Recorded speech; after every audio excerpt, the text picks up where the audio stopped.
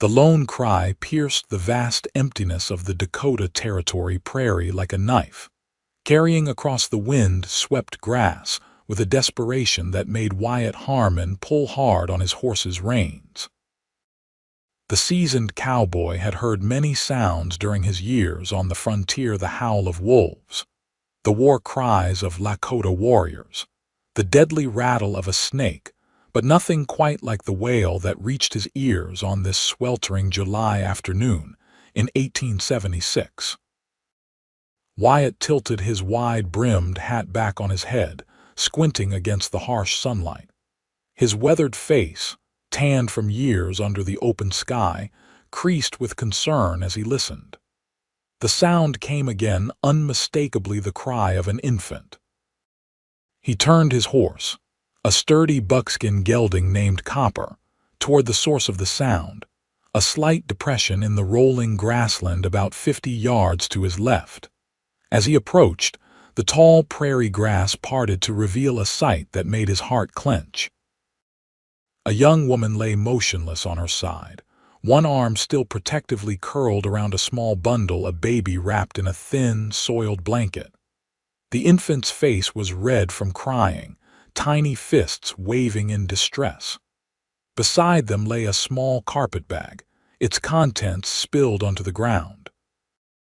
Wyatt dismounted quickly, his spurs jingling as his boots hit the hard-packed earth.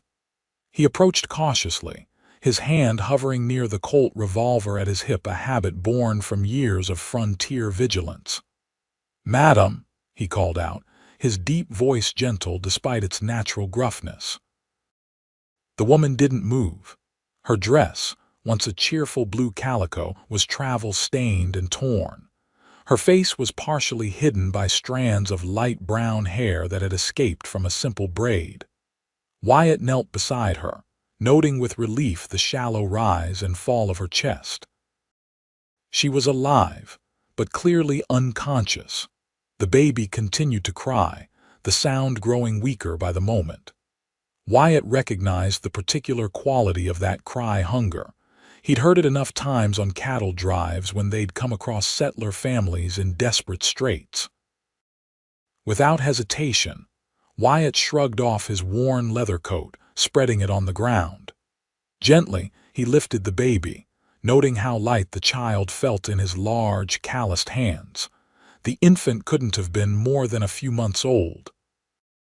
"Hey there, little one," he murmured, awkwardly cradling the baby in one arm while checking on the mother with his free hand.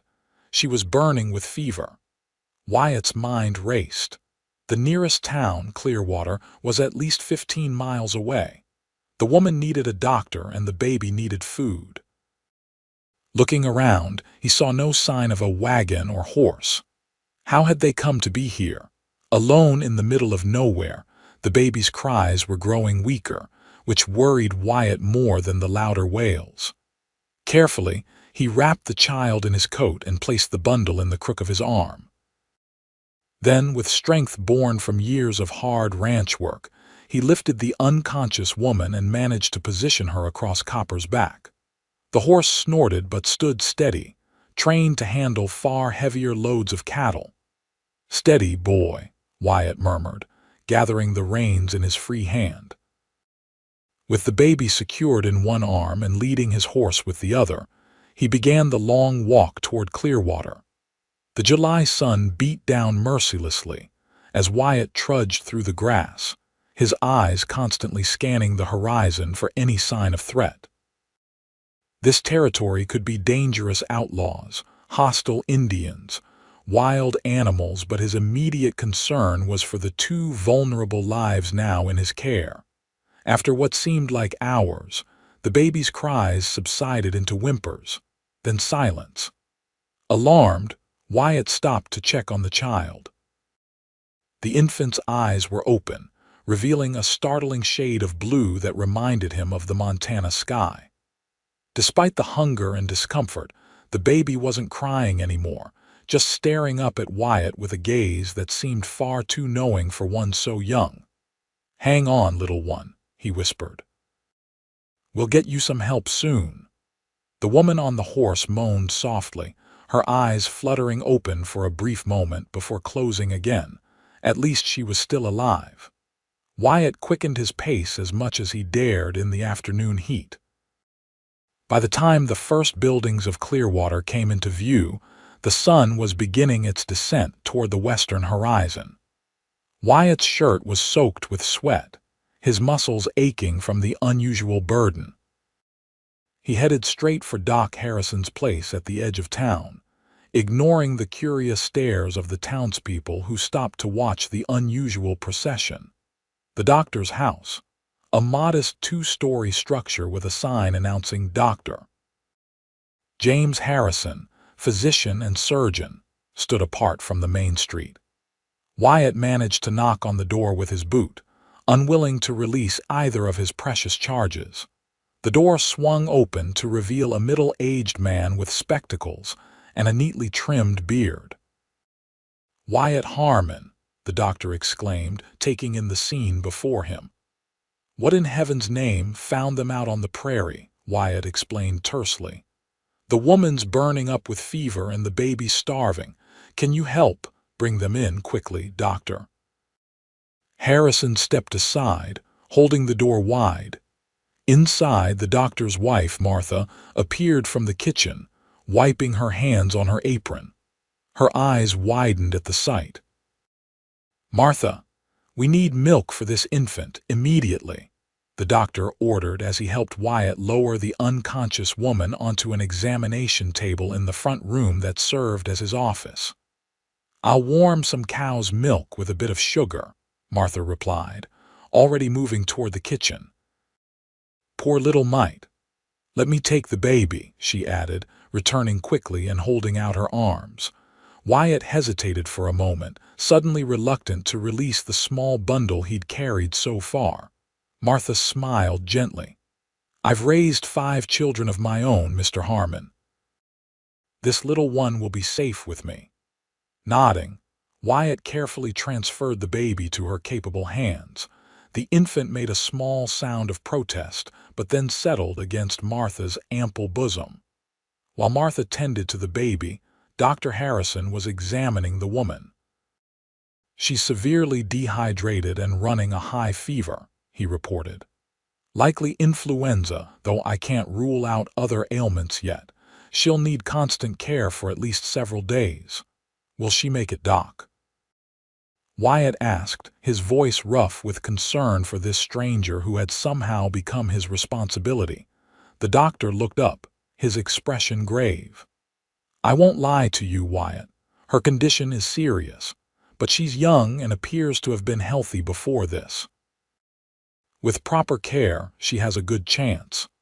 Wyatt nodded, removing his hat and running a hand through his sweat-dampened hair. "Any idea who she might be? I didn't see any identification among her things." "No, but that's not unusual for folks passing through. Many come west with little more than the clothes on their backs and whatever they can carry." The doctor began preparing a tincture from bottles on a nearby shelf. "Martha and I can take them in for now, but our house is already full with my sister and her children visiting from St. Louis." Wyatt knew what was coming next. "I'll check with Mrs. Landry at the boarding house," he offered. "She might have a room available."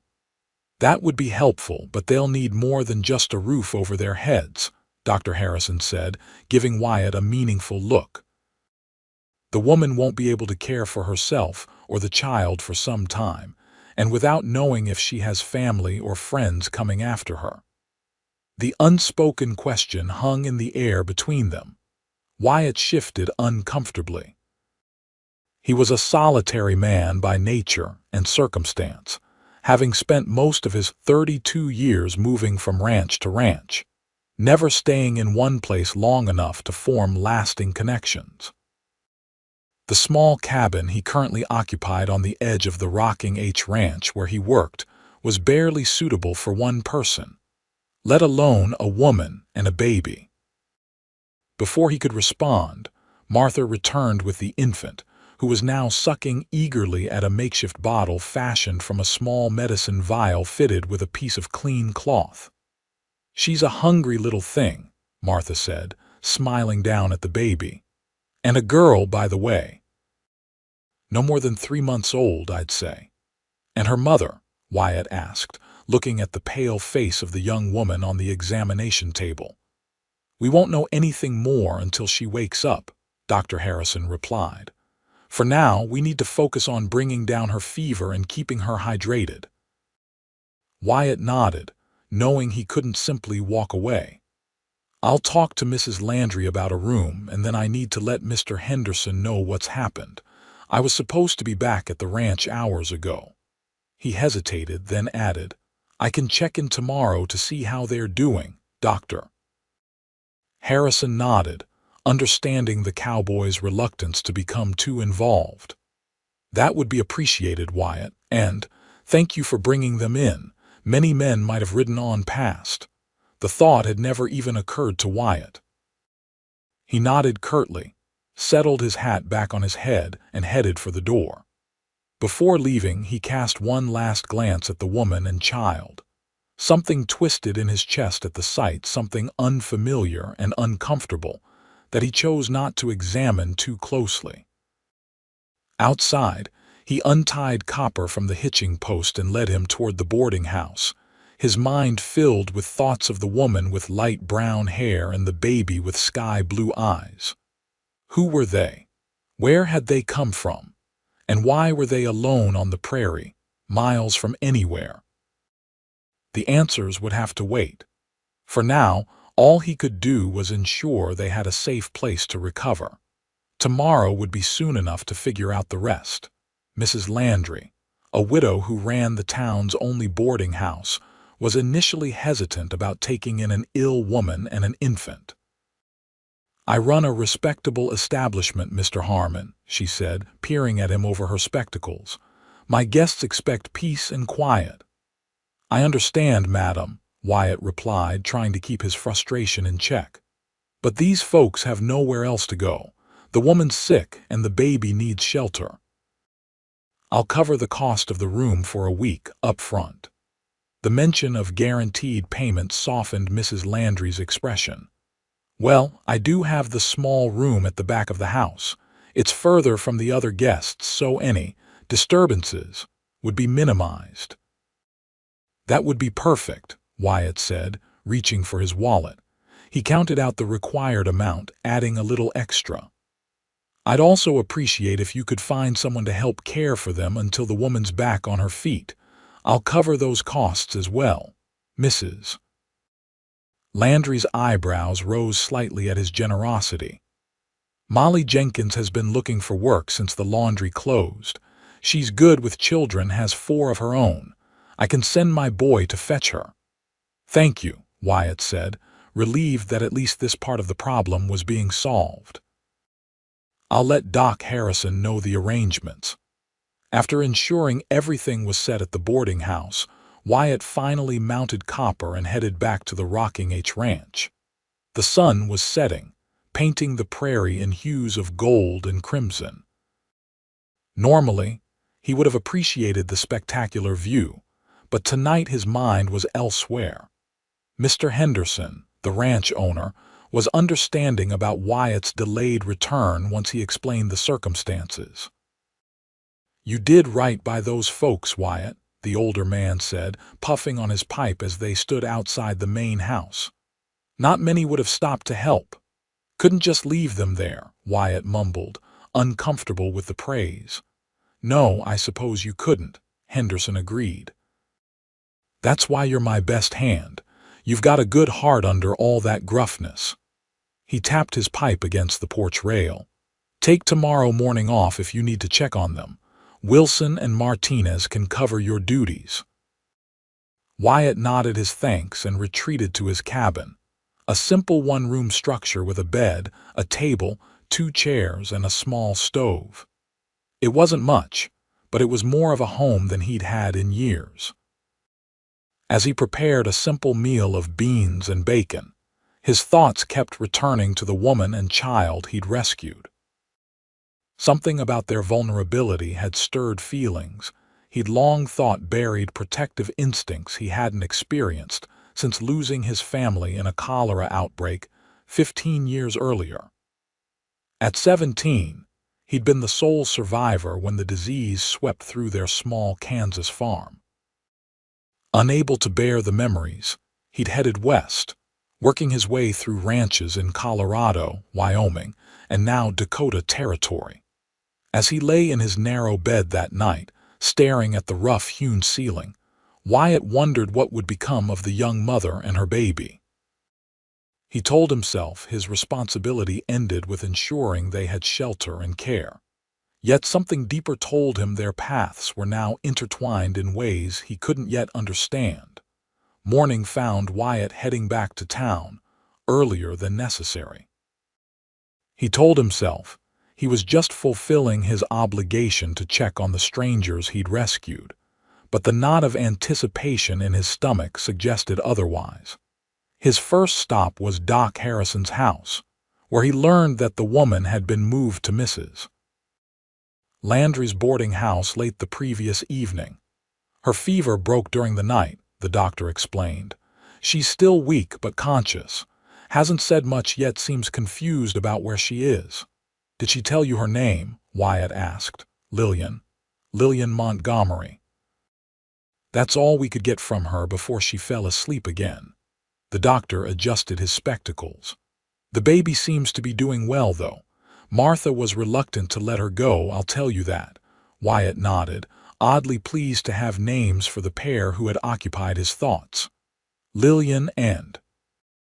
He realized he didn't know the baby's name. She didn't say, and we didn't press her. There'll be time enough for questions when she's stronger. The doctor gave Wyatt a knowing look. You're heading over there now, I take it. Just want to make sure they're settled in properly, Wyatt said defensively. Of course, Dr. Harrison replied, not bothering to hide his smile. Give Mrs. Landry my regards. The boarding house was a well-maintained two-story building on a quiet side street. Mrs. Landry met Wyatt at the door, informing him that Molly Jenkins had arrived early that morning and was now tending to both mother and child. The poor woman still very weak, Mrs. Landry whispered as she led Wyatt down a narrow hallway to the back room. Barely touched the broth I brought her. But the baby took to Molly right away, thank goodness. She knocked softly on the door, then opened it without waiting for a response. Mrs. Montgomery, you have a visitor, the gentleman who found you yesterday. The room was small but clean, with a narrow bed, a rocking chair, and a small table. Sunlight streamed through lace curtains, illuminating the pale figure propped up against several pillows. Lillian Montgomery looked younger than Wyatt had initially thought, perhaps early 20s. Her face, though drawn with exhaustion, showed delicate features and a gentle mouth. Her hair, now neatly brushed and braided, was a rich chestnut brown that gleamed in the sunlight. But it was her eyes that caught and held Wyatt's attention, the same startling blue as her daughter's, now filled with a mixture of wariness and gratitude. A plump, motherly woman whom Wyatt assumed was Molly Jenkins sat in the rocking chair, the baby cradled in her arms. Mr. Harmon, Mrs. Landry said formally, may I present Mrs. Lillian Montgomery? Mrs. Montgomery, this is Wyatt Harmon, the man who brought you and your daughter to town. Lillian's eyes met Wyatt's, and she attempted a smile that didn't quite reach her eyes. I'm told I owe you my life, Mr. Harmon, and Emma's. Her voice was soft, with a slight Eastern accent that marked her as not from these parts. Emma, Wyatt repeated, glancing at the baby. That's a pretty name. After my grandmother, Lillian explained, then fell silent, seemingly exhausted by even this small conversation. I was just passing by, Wyatt said awkwardly, his hat in his hands. Anyone would have done the same. Not anyone, Lillian replied quietly. Thank you. An uncomfortable silence fell. Wyatt shifted his weight, suddenly aware of his dusty clothes and unshaven face. He hadn't planned what to say beyond checking on their welfare. Mrs. Landry came to his rescue. Mr. Harmon has generously arranged for your room and for Molly's assistance until you're back on your feet, she explained to Lillian. Isn't that kind of him? Lillian's eyes widened slightly. I don't know how I can repay such generosity, Mr. Harmon. I don't have much. No need to worry about that now, Wyatt interrupted, uncomfortable with her gratitude. Just focus on getting well, for both your sakes. He nodded toward Emma, who was contentedly sleeping in Molly's arms.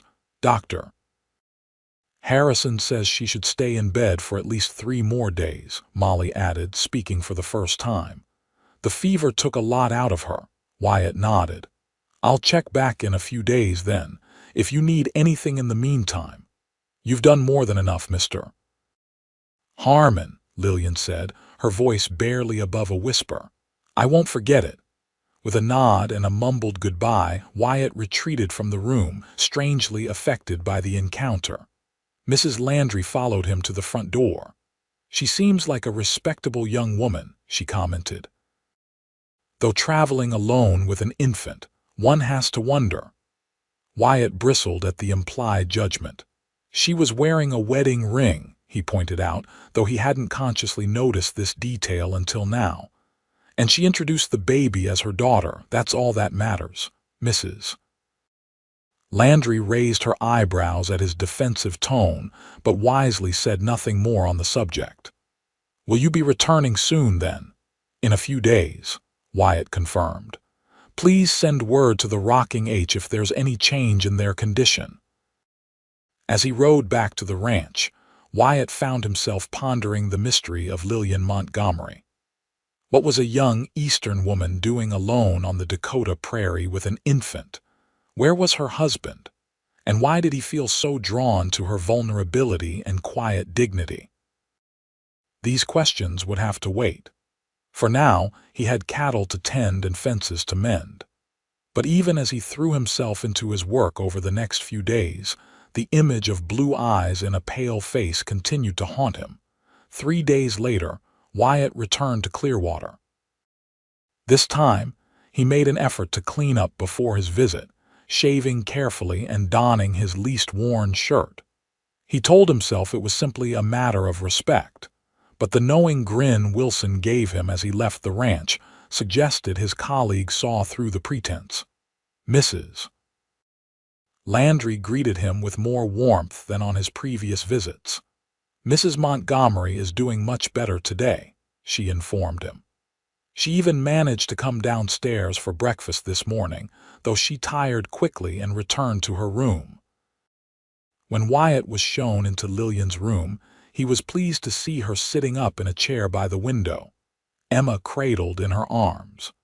Color had returned to her cheeks, and her hair was arranged more carefully, with small tendrils framing her face. She wore a simple dress that Mrs. Landry had likely loaned her, as her own clothes had been in poor condition. Mr. Harmon, she greeted him, her voice stronger than before. How kind of you to visit again. Madam, he replied, nodding, you're looking better. Thanks to your generosity and the care of Mrs. Landry and Molly. She glanced down at Emma, who was awake and making soft cooing sounds. And Dr. Harrison, of course. Everyone has been so kind. Wyatt took the chair Mrs. Landry offered before discreetly leaving them alone. I'm glad to see you recovering. The little one seems to be thriving as well. A genuine smile lit Lillian's face as she gazed at her daughter. Yes, she's a strong baby. Dr. Harrison says she's perfectly healthy, just needed proper feeding. The smile faded slightly.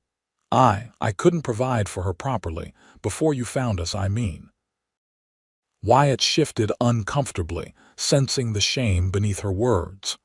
No one could in your situation, being stranded on the prairie with no supplies. He hesitated, then ventured the question that had been bothering him. If you don't mind my asking, Mrs. Montgomery, how did you come to be there? Alone, Lillian's expression closed, her eyes dropping to focus on Emma. It's complicated, Mr. Harmon. I understand if you'd rather not discuss it, Wyatt said quickly. I was just concerned that someone might be looking for you, a husband perhaps. Her hand tightened slightly on the baby's blanket. No, she said softly. No one is looking for us. The finality in her tone discouraged further questions on that subject. Wyatt changed tack. Dr. Harrison says you're from back east. Philadelphia, she confirmed, seeming relieved at the shift in conversation.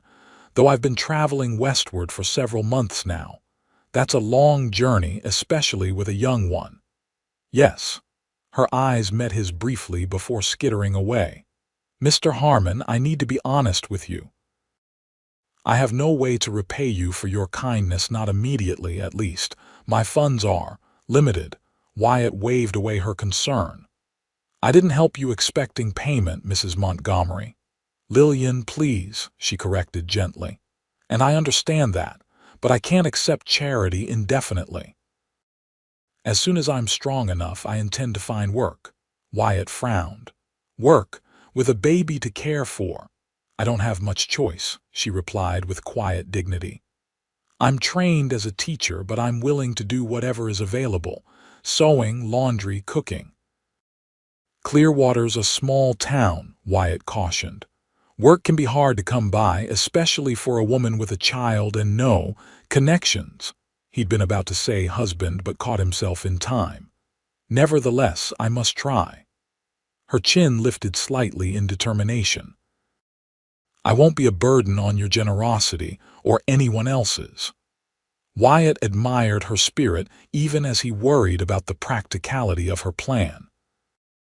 A young, unmarried woman, for he was increasingly certain she was not a widow, as she implied with a baby, would find few respectable employment opportunities in a frontier town.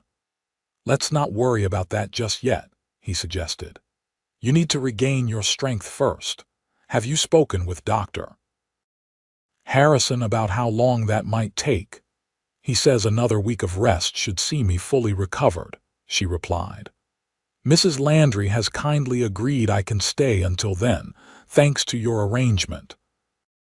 The conversation drifted to safer topics, the unusually mild weather they'd been having, the upcoming Founders' Day celebration in Clearwater, Emma's apparent fascination with the colorful quilt on the bed.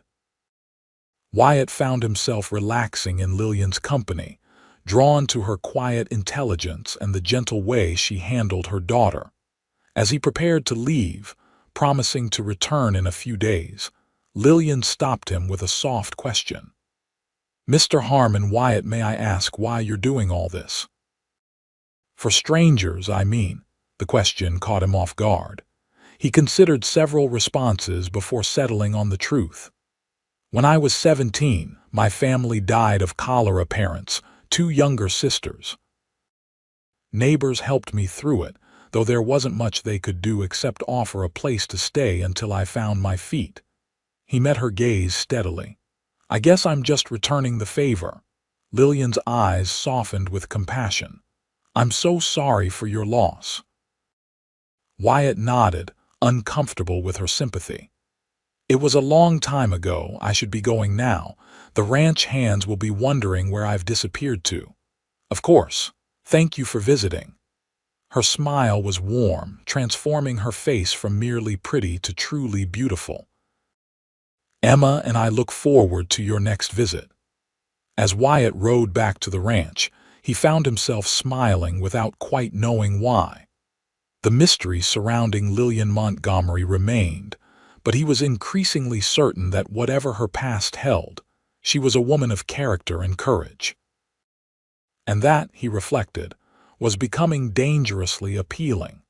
Over the next 2 weeks, Wyatt's visits to the boarding house became a regular occurrence. He found excuses to go into town, supplies needed for the ranch, messages to deliver, errands that conveniently took him past Mrs. Landry's establishment. Each time he was welcomed with increasing warmth by both Lillian and Emma. The baby, now thriving under proper care, had developed a particular fascination with Wyatt's hat. Her tiny hands would reach for it whenever he came near, and her face would light up with a gummy smile that never failed to warm his heart. Lillian, too, blossomed as her health returned. Her natural beauty, enhanced by restored vigor, drew admiring glances from townsmen when she ventured out for short walks with Emma. Mrs. Landry had loaned her some suitable clothing, and someone Wyatt suspected Martha Harrison had provided a few simple toys and garments for the baby. Their conversations grew longer and more personal with each visit. Wyatt found himself sharing stories of his years on various ranches, his travels through the Western Territories, even memories of his family that he'd rarely spoken of to anyone. In return, Lillian told him about growing up in Philadelphia, her love of books and teaching, and her dreams of someday having her own school. What she didn't speak of was Emma's father, or the circumstances that had brought her west. Whenever the conversation veered in that direction, she would gently but firmly change the subject. Wyatt respected her privacy, though his curiosity remained. As the end of the third week approached, the issue of Lillian's future could no longer be avoided. The money Wyatt had paid for her room and care was running out, and despite her improved health, her prospects for employment in Clearwater remained limited. Mrs. Landry mentioned that the widow Peterson is looking for help with her boarding house in Riverton, Lillian mentioned during one of Wyatt's visits. They were sitting on the small porch behind the boarding house, enjoying the late afternoon sunshine. Emma was asleep in a makeshift cradle fashioned from a drawer lined with blankets. Wyatt frowned. Riverton's nearly 30 miles from here. Yes, but Mrs. Peterson apparently doesn't mind that I have Emma. She has grandchildren of her own and misses having little ones around. Lillian's fingers nervously pleated the fabric of her borrowed dress. The position includes room and board for both of us, plus a small wage. When would you leave? Wyatt asked, trying to keep his voice neutral despite the sudden hollowness in his chest. There's a freight wagon heading that way the day after tomorrow. The driver said he could take us. Lillian glanced at him, then quickly away. It seems like the best opportunity I'm likely to find. Wyatt stared at the horizon, where thunderheads were beginning to build. It's not safe, traveling with a driver you don't know. The road to Riverton goes through some rough country. I don't have many options, Wyatt, Lillian said softly. I can't impose on your generosity forever, and there's no work for me here in Clearwater. The unspoken question hung between them. Unless there was a reason for her to stay, Wyatt had been wrestling with his growing feelings for Lillian and Emma. He'd never been a man to act impulsively, especially when it came to personal matters. His solitary lifestyle suited him, or so he'd always believed. The idea of responsibility for a woman and child both terrified and strangely appealed to him, but there were too many unanswered questions. He turned to face her directly. Lillian, before you make any decisions, I need to know the truth. About Emma's father, about why you were alone on the prairie. She tensed, her eyes dropping to her hands. Does it matter? It might, he answered honestly. Not because I'm judging you, but because I can't help properly if I don't know what you're running from. The silence stretched between them, broken only by the distant rumble of thunder and Emma's soft breathing. Finally, Lillian raised her eyes to his. I was married, she began, her voice barely above a whisper. His name was Charles Montgomery. He was a banker's son in Philadelphia, charming and well-respected. My father was delighted when he asked for my hand. She paused, gathering her thoughts. After the wedding, things changed. Charles had a temper, especially when he drank, which was often. At first, it was just harsh words, then controlling behavior who I could see where I could go. Eventually, it became physical. Wyatt's jaw tightened, but he remained silent, letting her continue at her own pace. When I discovered I was expecting Emma, I hoped things would improve. They didn't. If anything, Charles became more volatile, resentful of the attention I gave to my pregnancy. Her hand moved protectively to the cradle where Emma slept. After she was born, I feared for her safety as well as my own. One night when Charles was particularly violent, I knew we had to leave. You ran, Wyatt supplied softly. Lillian nodded. I took what little money I had saved, some clothing, and Emma. We traveled west by train as far as my funds would allow, then by stagecoach, and finally with a wagon train of settlers. I hoped to reach California, where I have a distant cousin. What happened to separate you from the wagon train? Her eyes clouded with the memory. There was a man, one of the other travelers. He discovered I was running from my husband and threatened to send word back east for a reward. When I refused his advances, he told the wagon master I was a thief. They left us at the next settlement with just our few belongings. And from there, I hired a local man to take us to the next town, but his wagon broke down. He went to get help, promising to return. Her bitter laugh held no humor. He never came back. Emma and I walked as far as we could before I became ill. The last thing I remember before you found us was trying to find shelter from the sun for Emma in the tall grass. Wyatt absorbed her story, anger building at the men who had failed and abused this woman and her innocent child. Your husband, is he looking for you? I don't know, Lillian admitted. He might be, for pride's sake if nothing else, or he may have decided we weren't worth the trouble. And if he finds you, her eyes met his, fear mingling with determination. He won't take Emma. I won't allow it. Wyatt nodded slowly, understanding the steel beneath her gentle exterior. Thank you for telling me the truth. Does it change things? She asked, vulnerability evident in her voice. Yes, he said simply. It changes everything.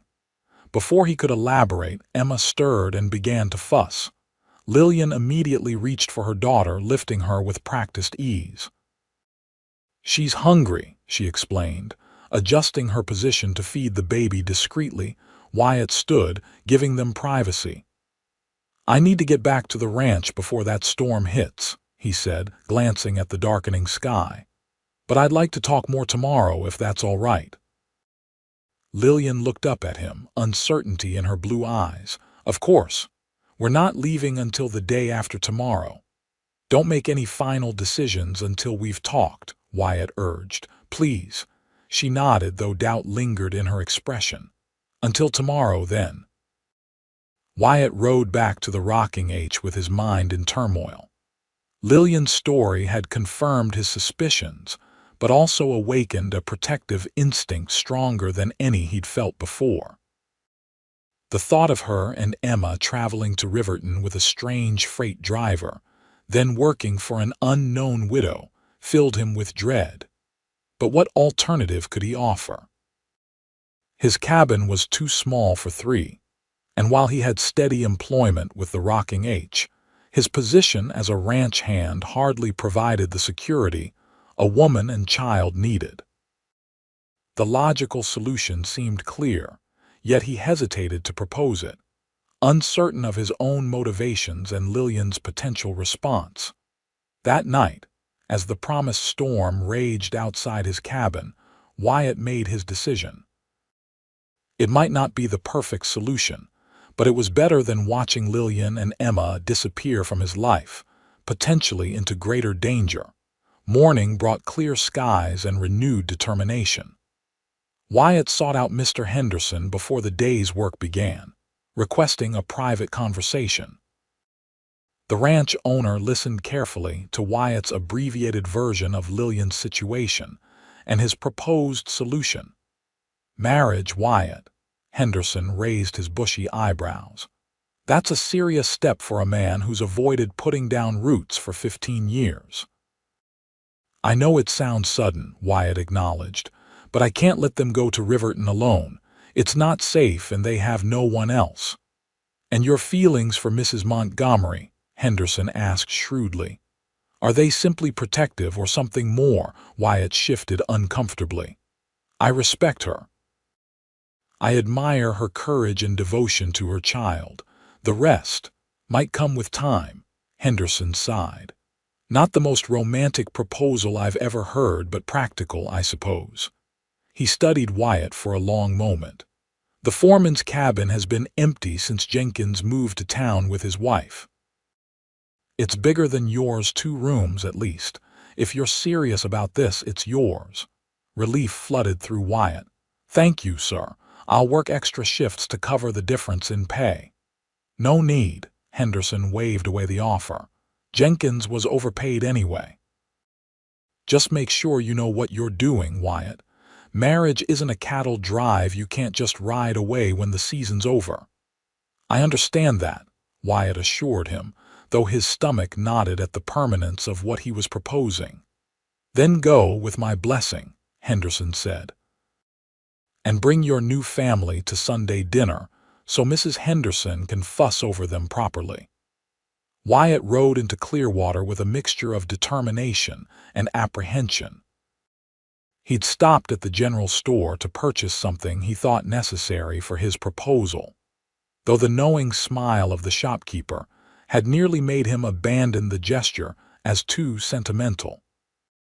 At the boarding house, he found Lillian in her room, packing her meager belongings into the carpet bag he'd recovered from the prairie. Emma lay on the bed, kicking her feet and gurgling at a piece of colorful ribbon dangling above her.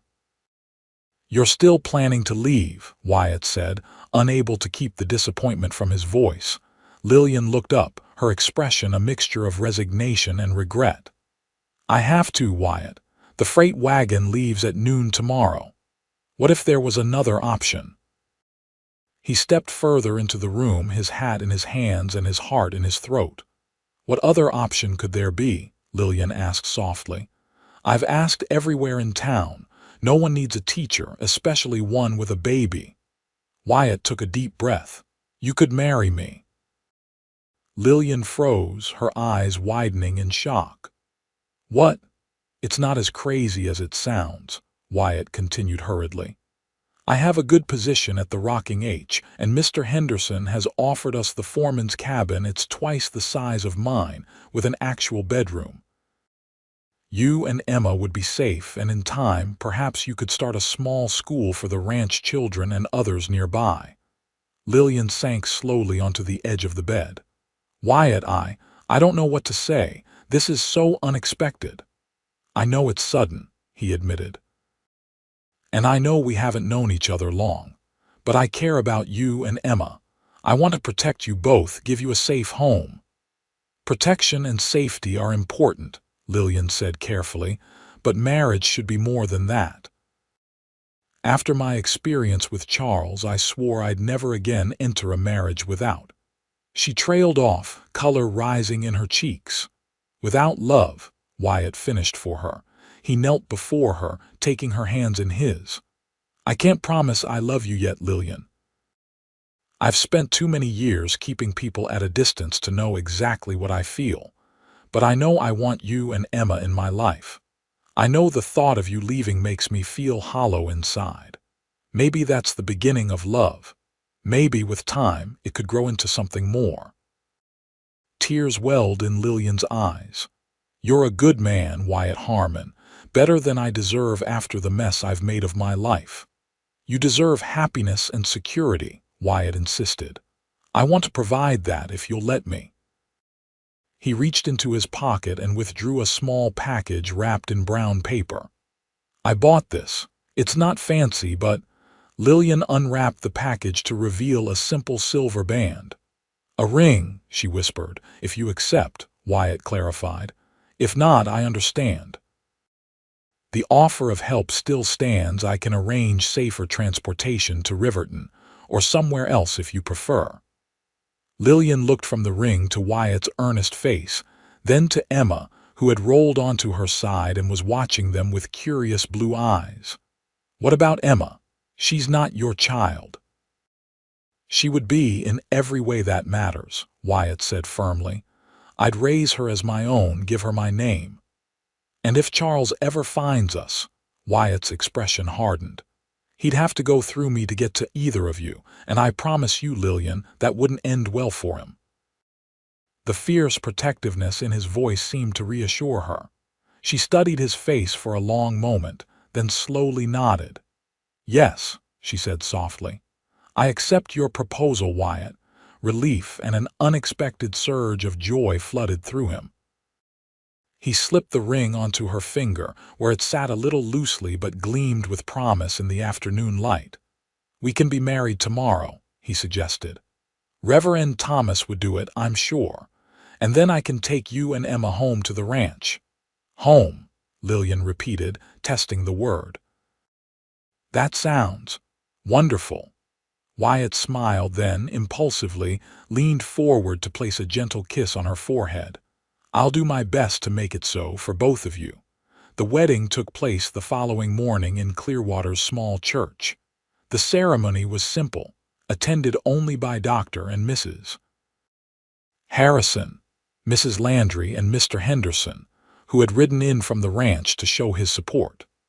Lillian wore a borrowed blue dress from Martha Harrison, with Emma in her arms, dressed in a new white gown that the women of the town had quickly sewn as a gift. Wyatt, in his best shirt and cleanly shaven, felt a strange combination of terror and contentment as he repeated his vows.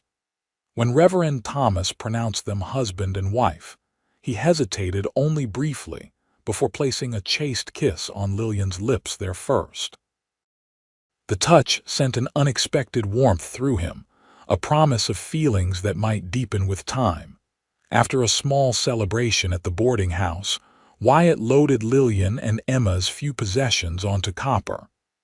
Mr.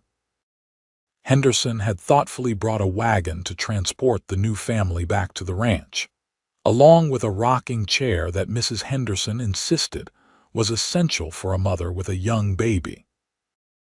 The ride to the rocking H was quiet, with Emma sleeping peacefully in Lillian's arms and both adults lost in thoughts about the significant step they had just taken.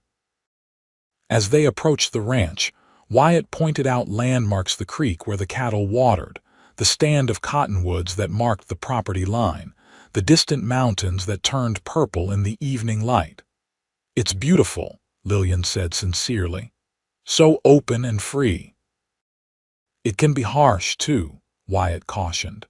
"Winters are brutal, and summer storms can appear out of nowhere. But there's a peace here I've never found anywhere else." The foreman's cabin stood apart from the main ranch house and bunkhouse, offering privacy while still being close enough for convenience. It was rustic but solidly built, with a front porch, 2 rooms inside, and a small lean-to that served as a kitchen. Wyatt had spent the previous evening cleaning it as best he could, though he worried it would still seem primitive to a woman raised in Philadelphia. As he helped Lillian down from the wagon, Emma still cradled in one arm, he felt a sudden uncertainty. "It's not much," he began apologetically. Lillian surprised him by reaching up to touch his cheek gently. "It's more than enough, Wyatt. It's a home." Her smile was genuine, warming him more effectively than any fire could have. Mr. Henderson helped unload their few possessions and set up the rocking chair in a corner of the main room before tactfully departing, leaving the new family to settle in. The awkwardness Wyatt had feared didn't materialize as they worked together to arrange the cabin, Lillian placing Emma on a blanket on the bed while she unpacked, Wyatt showing her where everything was kept. As evening approached, Wyatt built a fire in the stove and prepared a simple meal from the provisions Mrs. Henderson had sent with them. They ate at the small table, Emma now asleep in a drawer lined with blankets that served as a temporary cradle. "Tomorrow I'll build a proper crib for her," Wyatt promised, watching the baby's peaceful face in the lamplight. "She seems content enough for now," Lillian observed. "Children are adaptable more so than adults sometimes." "And you?" Wyatt asked hesitantly. "Are you content with this arrangement?" Lillian considered the question thoughtfully. I'm grateful, certainly, relieved to have security for Emma. And, she hesitated, a slight blush coloring her cheeks, I find I'm looking forward to building a life here with you. Her candor touched him deeply.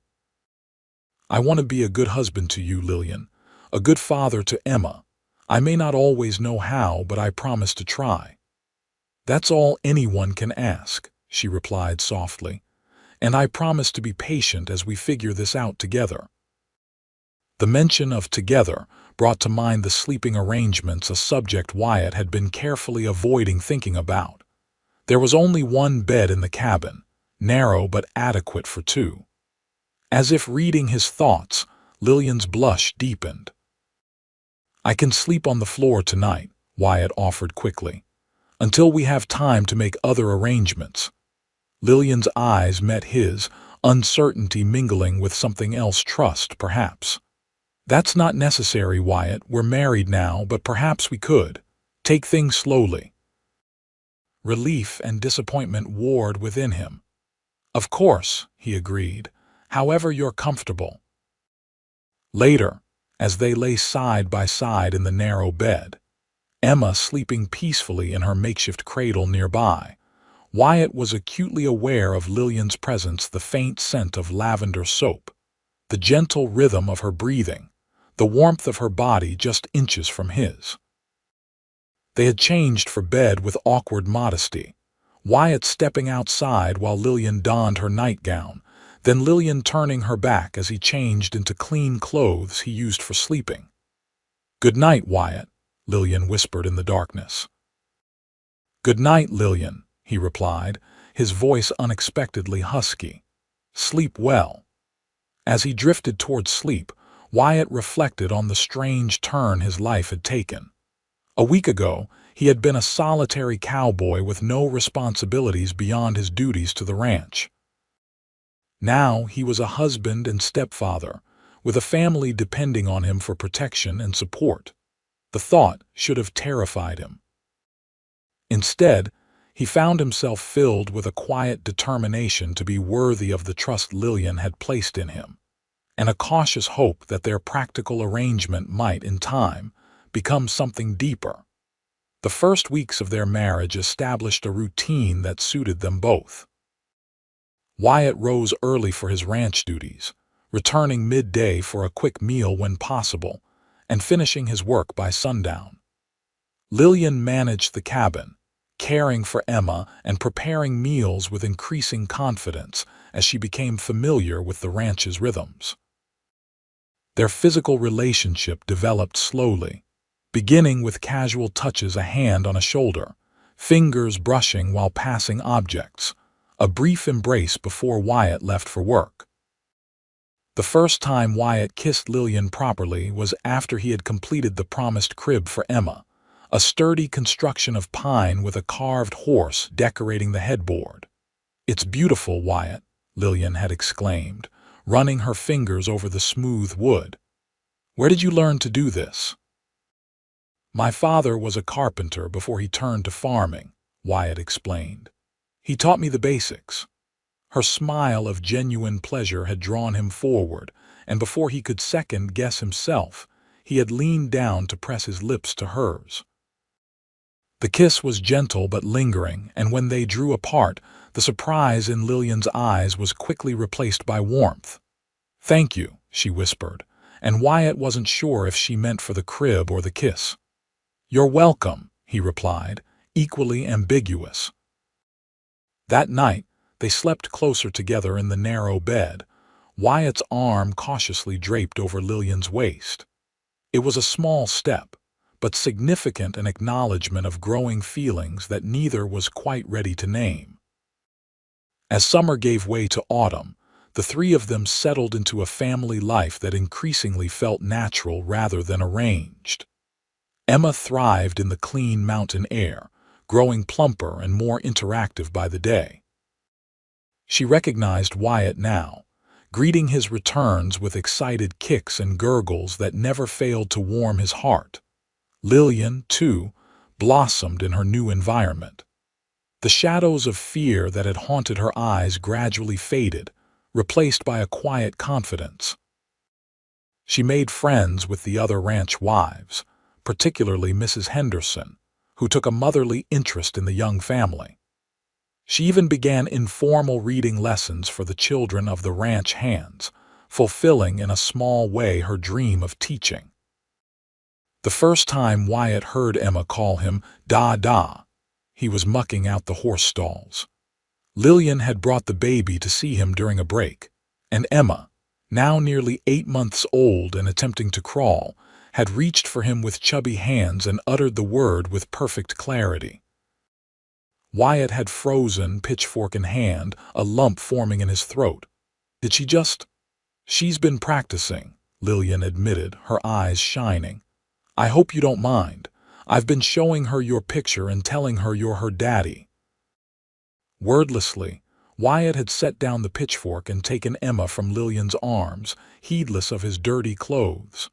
The baby had patted his stubbled cheek and repeated da with obvious satisfaction. "I don't mind," he'd finally managed to say, his voice rough with emotion. "I'm honored." That night, after Emma was asleep in her crib, Wyatt and Lillian had come together as husband and wife for the first time, their lovemaking tender and exploratory, a physical expression of feelings that had been growing steadily between them. "I love you," Wyatt had whispered afterward, the words coming naturally in the darkness. "I'm not sure when it happened, but I do." Lillian had pressed closer to him, her tears dampening his shoulder. "I love you too. I think I started falling for you the moment you picked up Emma in your coat." As winter approached, bringing with it the promise of snow and isolation, Wyatt worried that Lillian might find the ranch too remote, too different from her Eastern upbringing. But she surprised him with her adaptability and genuine appreciation for their simple life. "I never thought I could be this happy," she confessed one evening as they sat before the fire, Emma asleep in her crib nearby. "In Philadelphia, everything was about appearances, about meeting expectations. Here, there's a freedom to simply be ourselves, even with all the hardships." Wyatt asked, thinking of the blizzard they'd weathered the previous week, the constant physical labor, the lack of conveniences she'd once taken for granted. "Especially with the hardships," Lillian replied, snuggling closer to him on the small sofa he'd built for her. "They make the good moments sweeter by comparison." As Christmas approached, the first they would celebrate as a family, Wyatt found himself reflecting on the incredible changes the past 6 months had brought. The solitary existence he'd maintained for so long now seemed empty and purposeless compared to the rich family life he shared with Lillian and Emma. Even the threat of Charles Montgomery, which occasionally surfaced in their conversations, seemed distant and less menacing in the face of their happiness. Until the day a stranger rode into the rocking H, asking questions about a woman with a baby. Wyatt was helping repair a fence line when one of the younger ranch hands, Billy, rode up with the news. "There's a fella at the main house, talkin' to Mr. Henderson," Billy reported. "Eastern type, fancy clothes. Says he's lookin' for his wife and child who might have passed this way." A cold dread settled in Wyatt's stomach. Did he give a name? "Montgomery, I think. Charles Montgomery." Wyatt was on his horse before Billy finished speaking, racing toward the main house with fear and fury battling for dominance in his mind. His first thought was of Lillian and Emma, alone at the cabin, if Montgomery had already found them. But as he approached the main house, he saw a sleek black horse hitched outside, its Eastern saddle and fine tack indicating a wealthy owner who was still inside. Relief mingled with resolve as Wyatt dismounted and strode toward the door, his hand instinctively checking the revolver at his hip.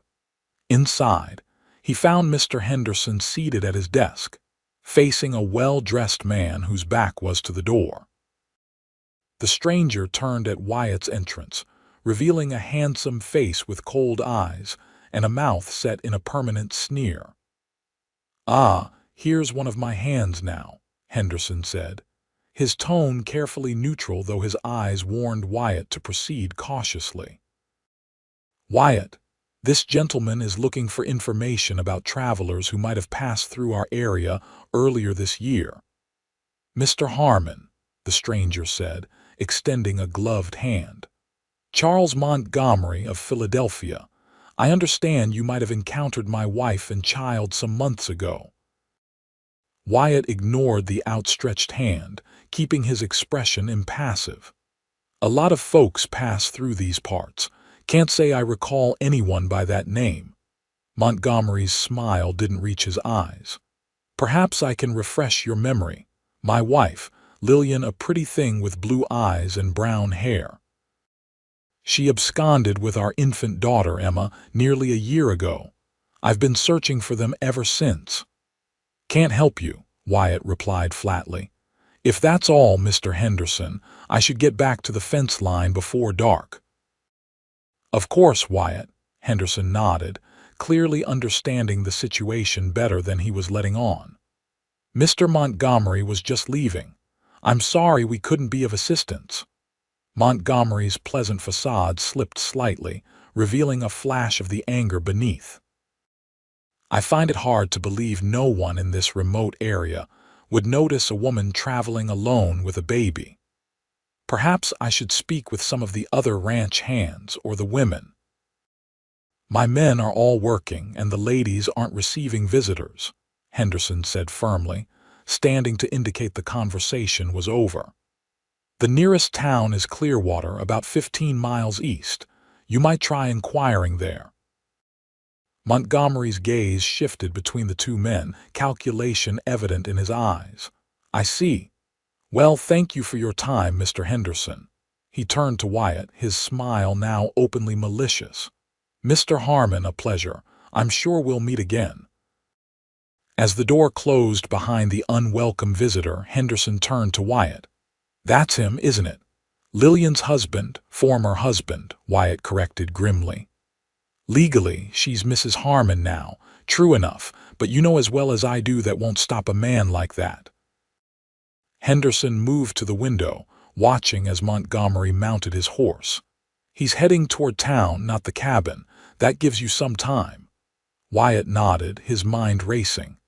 "I need to warn Lillian, get her and Emma somewhere safe." "Take them to the line cabin up by Eagle Creek," Henderson suggested. "It's stocked for winter already and no one would think to look there. I'll send word if Montgomery returns." "Thank you," Wyatt said, gripping the older man's shoulder briefly. "For everything." "Go on," Henderson urged. "And Wyatt, be careful. That man has evil in his eyes." Wyatt rode back to the cabin at a gallop, his mind filled with plans and contingencies. The sight of smoke rising peacefully from the chimney and Lillian hanging laundry outside, Emma playing on a blanket nearby, filled him with both relief and urgency.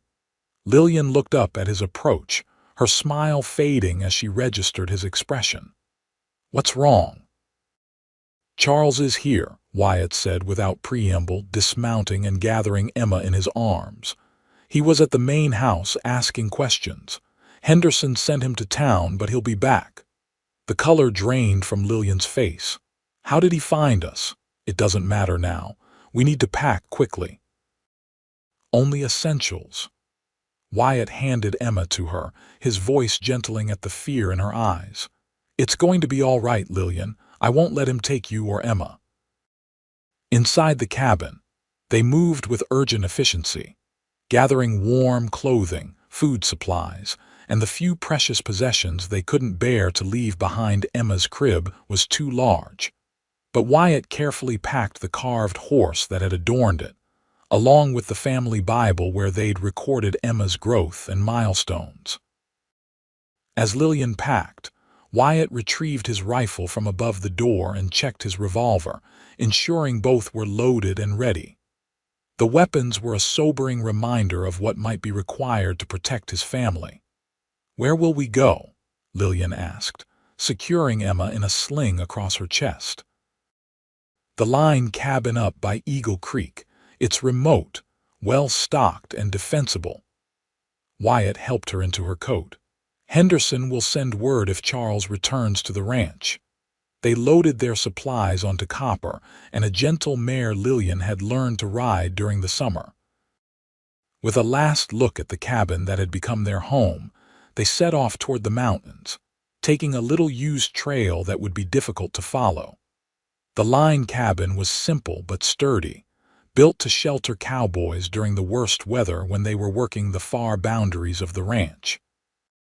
It consisted of a single room with a stone fireplace, a rough table and chairs, 2 bunks built into the wall, and basic supplies stored in crates and hanging from the rafters. "It's not much," Wyatt apologized as he lit the fire, the familiar echo of his words when he'd first brought Lillian to their cabin not lost on either of them. "It's enough," Lillian replied, settling Emma on a blanket near the growing warmth. "As long as we're together." The simplicity of her statement and the trust it implied strengthened Wyatt's resolve. They would weather this storm as they had others together. As night fell, they ate a simple meal and prepared for bed, arranging the bunks so that Emma could sleep safely between them. The baby, sensing the tension, was fussier than usual, and it took longer than normal for her to settle. "What will we do if he finds us?" Lillian asked softly after Emma had finally fallen asleep, her small face peaceful in the firelight. Wyatt's hand found hers in the darkness. "He won't take you from me, either of you." "But legally, he might have a claim." "Not anymore," Wyatt interrupted firmly. "You're my wife now, and Emma is my daughter in every way that matters. The law out here is simpler than back east. A man protects what's his." The fierce protectiveness in his voice both comforted and concerned Lillian. "I don't want you to have to kill for us, Wyatt." "I pray it doesn't come to that," he replied honestly, "but I can't promise it won't." They fell silent, each lost in their own thoughts as the fire crackled and wind whistled around the cabin's sturdy walls. Eventually, Lillian's breathing deepened in sleep, her hand still clasped in Wyatt's. He remained awake, listening to the night sounds and planning for all possibilities. 3 days passed in tense waiting. Wyatt ventured out only to check on the horses and gather more firewood, always with his rifle at the ready. On the 4th morning, as they were finishing a breakfast of cornmeal mush and dried apples, the sound of approaching hooves brought them both to alert stillness. "Stay inside," Wyatt ordered, checking his revolver before moving to the window. Through the small, grimy pane, he could make out 2 riders approaching, one on the familiar dappled mare ridden by Billy, the youngest ranch hand, and the other on Charles Montgomery's sleek black horse. "It's Billy," Wyatt reported, his stomach tightening. "And Montgomery." Lillian gasped, instinctively gathering Emma closer. "How did they find us?" "I don't know." Wyatt positioned himself by the door, revolver ready, but Billy wouldn't have led him here willingly. "Stay back, away from the windows." As the riders drew closer, Wyatt could see that Billy's face was bruised, one eye swollen shut. The young cowboy's hands were tied to the saddle horn, and Montgomery held the reins of both horses. "Harmon," Montgomery called out, halting about 20 yards from the cabin. "I know you're in there with my wife and child. Send them out, and perhaps we can resolve this matter peacefully." Wyatt opened the door just enough to make himself visible while keeping his body shielded. "Let the boy go, Montgomery. He has nothing to do with this." "On the contrary, he was most helpful in locating this charming retreat," Montgomery replied with mock pleasantness. "After some persuasion, of course." Wyatt's jaw tightened at the implications.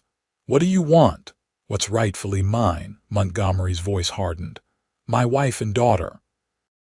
Return them to me and you can keep your miserable life." "They're not yours anymore," Wyatt stated firmly. Lillian is my wife now, legally married before witnesses. Emma is my daughter. Montgomery's laugh was cold and humorless.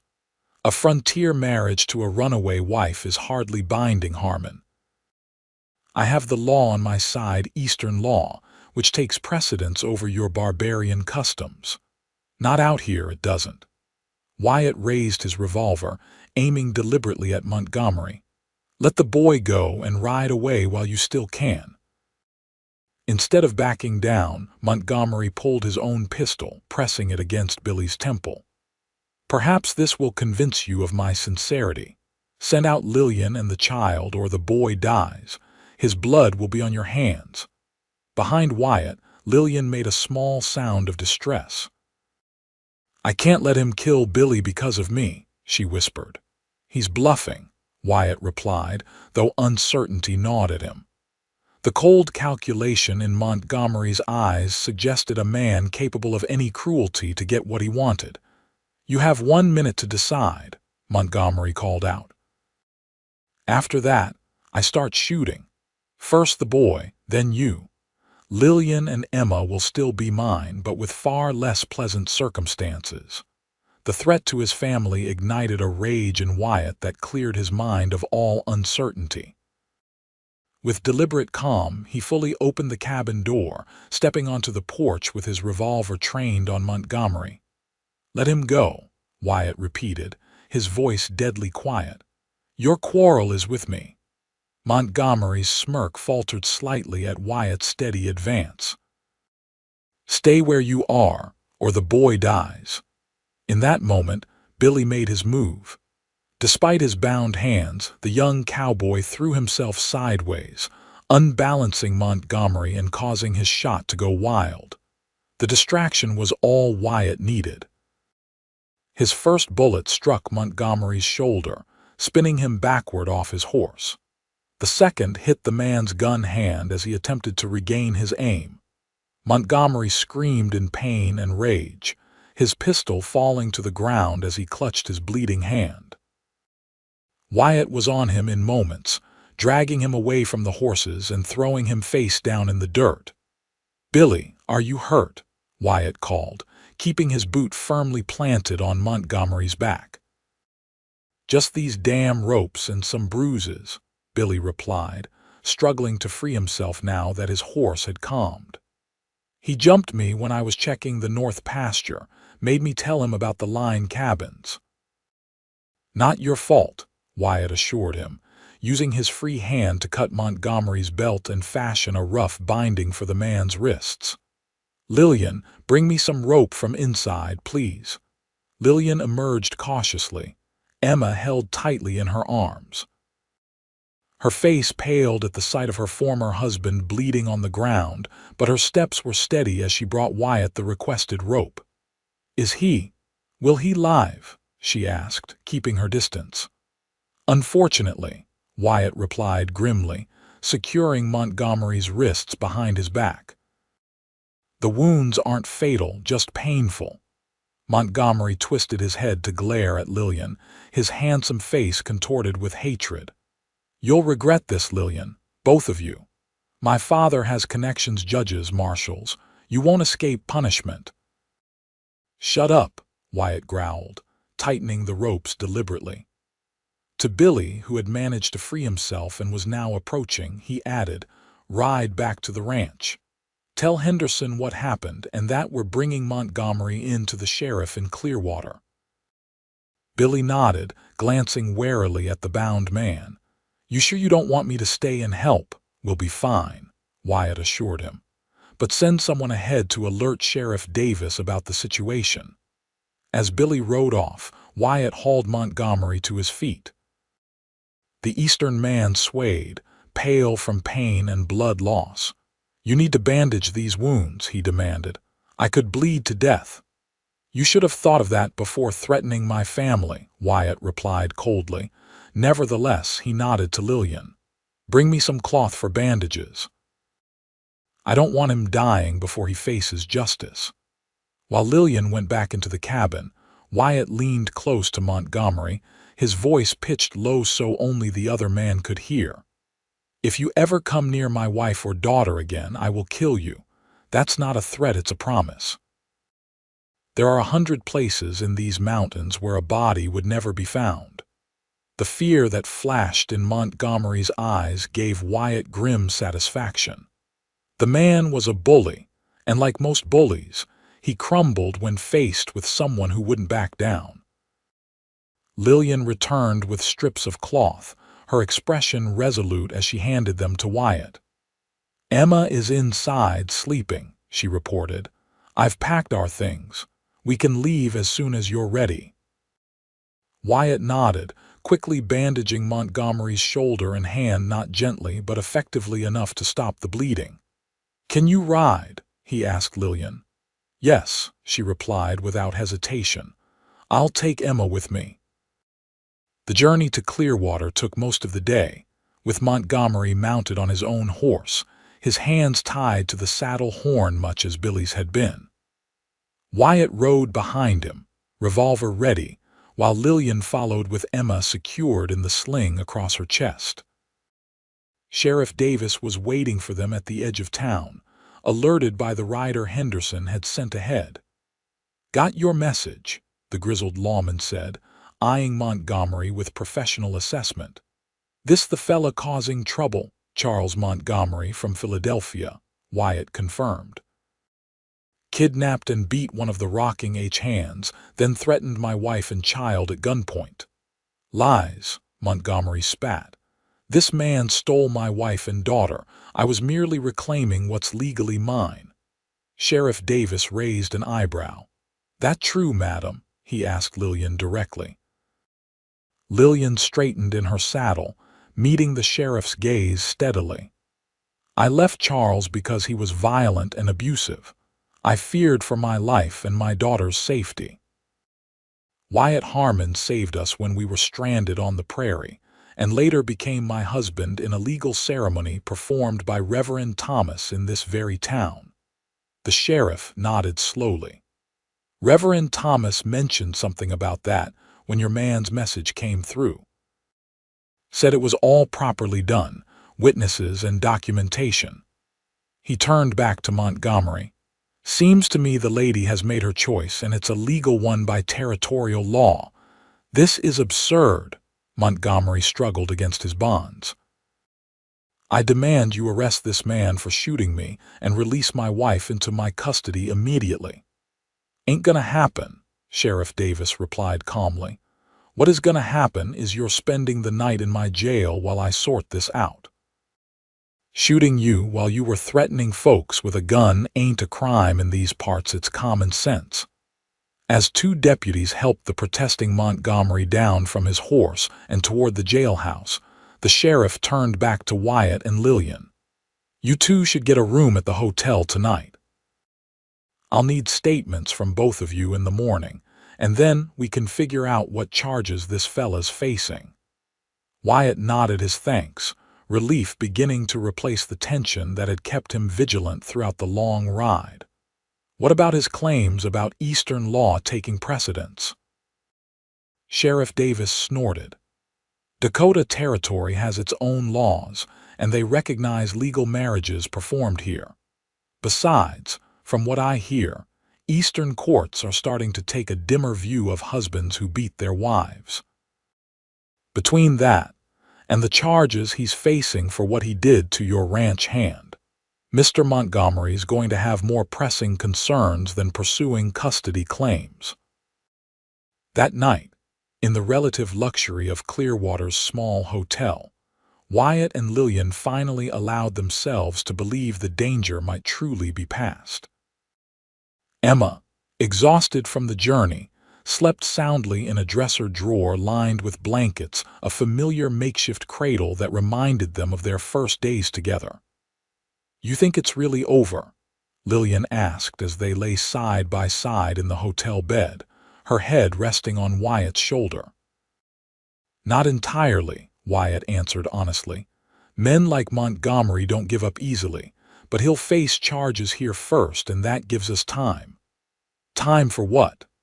"Time to establish ourselves more permanently, maybe buy some land of our own, somewhere Charles would never think to look," Wyatt had been considering this possibility for some time, weighing options and opportunities. Henderson mentioned that old Jim Blackwell is looking to sell his place over by Willow Creek, good water, decent grazing land, and a solid house already built. Lillian raised herself on one elbow to look at him. "You want to have your own ranch." "Our own ranch," Wyatt corrected. "I've saved most of my wages over the years. It wouldn't be a grand spread, but it would be ours, free and clear. A place where Emma could grow up safe, where you could maybe start that school you've always wanted." "Oh, Wyatt." Tears filled Lillian's eyes, but they were tears of joy, not sorrow. "I never dared dream of such a future." "Is that a yes?" he asked, smiling up at her. "Yes, 1,000 times yes." She leaned down to kiss him, pouring all her love and hope into the gesture. As Wyatt held his wife close, his gaze drifted to the sleeping baby nearby, the child who had brought them together, whose cries of hunger in the prairie grass had changed the course of his solitary life forever. From reluctant rescuer to devoted husband and father, his journey had been unexpected but infinitely rewarding. Tomorrow would bring challenges: Montgomery's hearing, legal statements, decisions about their future.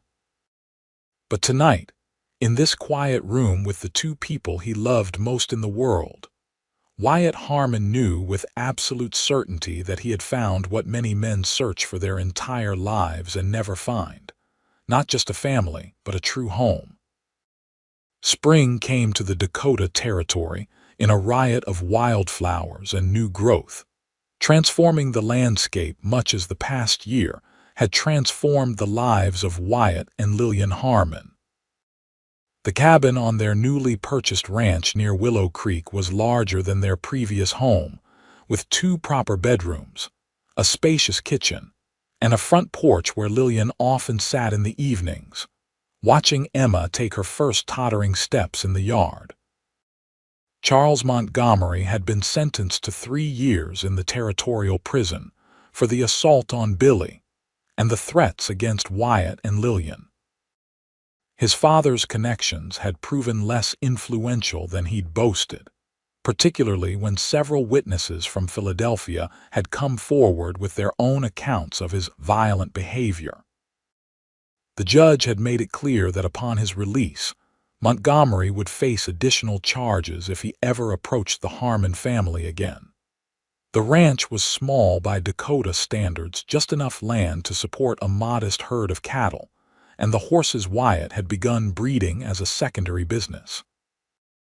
But it was theirs, paid for with Wyatt's savings and worked with his own hands, with occasional help from a young cowhand they'd hired from the nearby Lakota reservation. Lillian had indeed started a small school, converting an unused storage building into a classroom where she taught the children from neighboring ranches and the reservation. Her gentle manner and genuine interest in her students quickly earned her the respect of families throughout the area.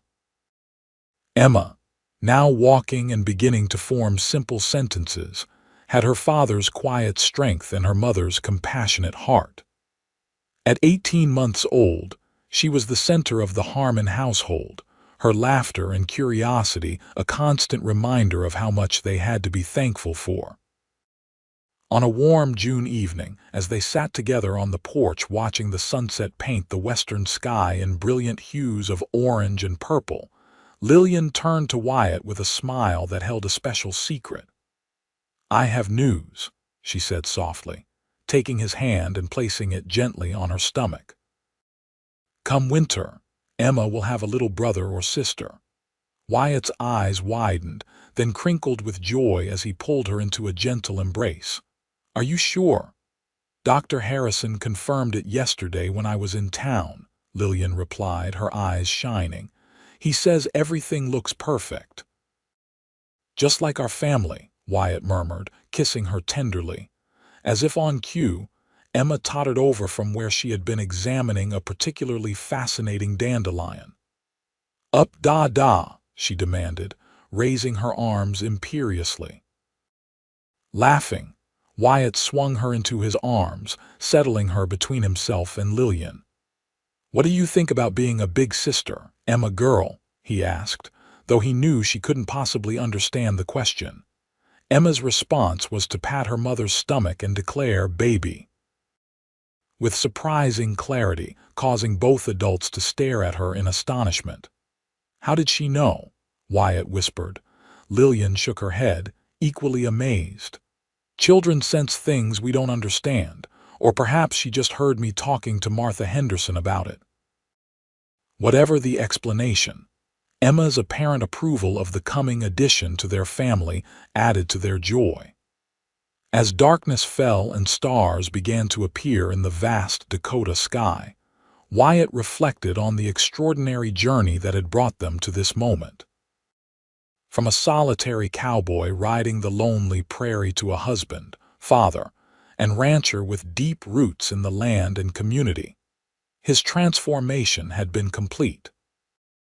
All because he had stopped to investigate a baby's cry in the tall grass, a simple act of compassion that had led to the greatest blessings of his life. "What are you thinking about?" Lillian asked, noticing his contemplative expression. "How lucky I am," Wyatt replied honestly. "How different my life would be if I hadn't heard Emma crying that day. Or if you had ridden on, as many would have," Lillian added softly. "Some might call it chance, but I believe it was Providence that brought you to us." "Providence, chance, or destiny, I'm just grateful it happened," Wyatt said, tightening his arm around her shoulders. "And I intend to spend the rest of my life proving worthy of the gift I've been given." Emma, drowsy now in the growing darkness, leaned her head against her father's chest with complete trust. Lillian rested her head on his shoulder, her hand protectively covering the new life growing within her. And Wyatt Harmon, once the loneliest man on the Dakota prairie, held his family close, his heart full to overflowing with a love he had never thought to find, a love born from a baby's cry and a simple act of human kindness on a summer day, now forever woven into the fabric of their shared life.